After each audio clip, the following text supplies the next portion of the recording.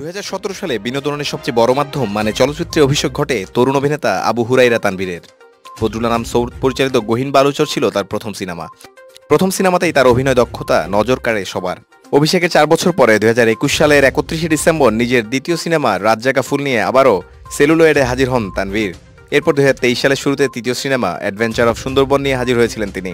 ২০২৪-এর ঈদে অমর সিনেমার ভিলেন হিসেবেও দক্ষ অভিনয়ে ঝলক দেখানো তানভীর ওটিটি এবং ছোট পর্দায়ও নিজের প্রতিভার ছাপ রেখে যাচ্ছেন অনবরত।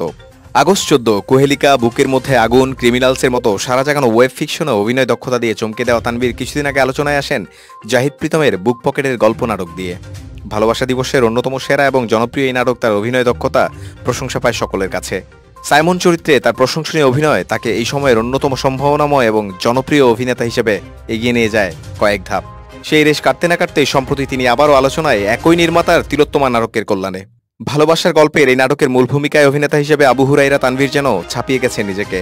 টিনেজ বয়সে প্রেমে পড়ার উন্মাদনা যেমন দক্ষতার সাথে তুলে ধরেছেন স্ক্রিনে, তেমনি একটা সময় প্রেমিকাকে হারানোর বেদনা বুকে নিয়ে মানসিক সমস্যায় জর্জরিত তরুণের ভূমিকায়ও অনবদ্য ছিলেন তিনি। আলিফ চরিত্রে তার লুক, গেট আপ, মেকআপ, চোখের অভিব্যক্তি, অভিনয় দক্ষতা সব মিলিয়ে এই নাটকের মাধ্যমে অভিনেতা হিসেবে এই মেধাবী তরুণ প্রশংসা পাচ্ছে সকলের মাঝে। পাশাপাশি তার অসাধারণ ভয়েসও তার জনপ্রিয়তার অন্যতম অন্তরায়। সামনের দিনে ভিন্নধর্মী গল্পে ব্যতিক্রমী চরিত্রে এভাবে নিজের সাবলীল অভিনয় দিয়ে মন জয় করে যাবেন, এটাই চাওয়া। শুভকামনা রইল এই প্রজন্মের অন্যতম গুণী এই অভিনেতার জন্য।